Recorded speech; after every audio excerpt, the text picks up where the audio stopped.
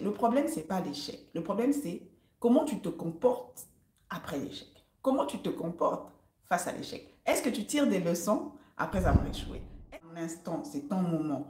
T'as jamais vu, il y a des moments où ceux qui suivent les matchs, moi c'est pour ça que je me suis un peu détachée du foot parce que les organes, et Seigneur, Seigneur, je veux garder la paix du cœur. Parce que des fois ton équipe, elle mène, elle domine le match comme ils disent.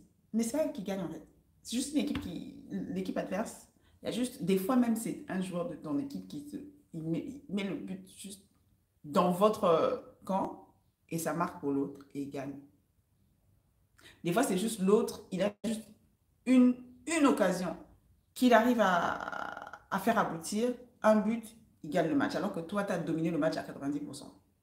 Ça existe. Donc, il y a des moments où dans la vie, tu peux être plus talentueux que l'autre. Tu peux avoir ton équipe, comme on a dit, hey, vous fondez une famille, hey, une communauté, mais l'autre vient et puis, pouf, comme un feu comme ça, comme s'il allumait une allumette sur de l'essence, sur du pétrole, paf, ouf, j'ai envie d'éternuer.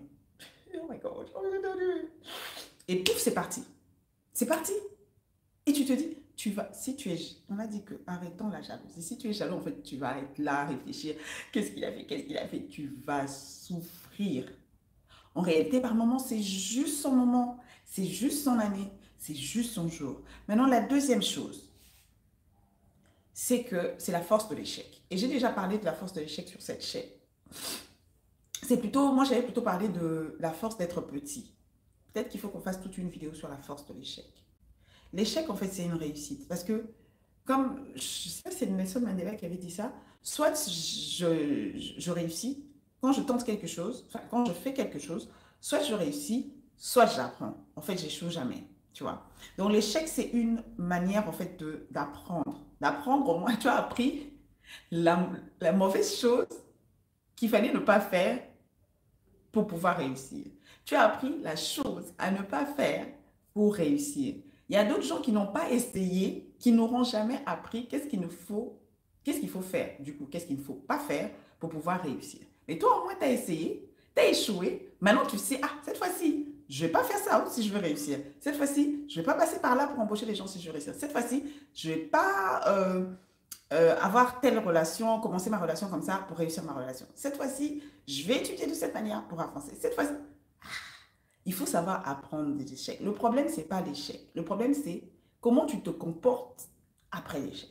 Comment tu te comportes face à l'échec. Est-ce que tu tires des leçons après avoir échoué? Est-ce que tu changes, tu rectifies ta manière de faire après avoir échoué? Est-ce que tu rectifies ta manière de te comporter après avoir échoué? C'est ça le problème. C'est ça le problème. Lâche un like si tu viens d'arriver, laisse ton commentaire aussi. D'accord? Donc l'équipe du Sénégal, elle a appris de ses échecs. Et au fur et à mesure, elle s'est perfectionnée. Et selon mes amis, les experts sportifs, c'est ça qui l'a aidé à pouvoir briser ce plafond de verre et finalement obtenir la coupe qu'elle n'avait jamais obtenue depuis des années. Autre point, bah, c'est la même chose. Hein. Autre point fort aussi, c'est apprendre de ses erreurs. Comme je le dis, on ne se lamente pas. Sur cette chaîne, je dis toujours, tu tombes, tu fais ça.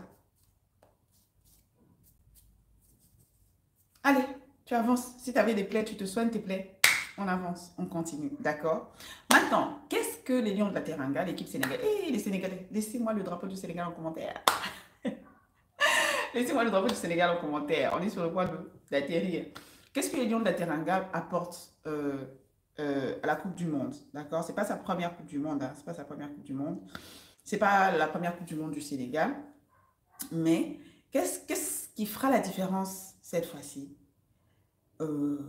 Évidemment, c'est ce qui fait toujours la différence de l'équipe du Sénégal, c'est le talent.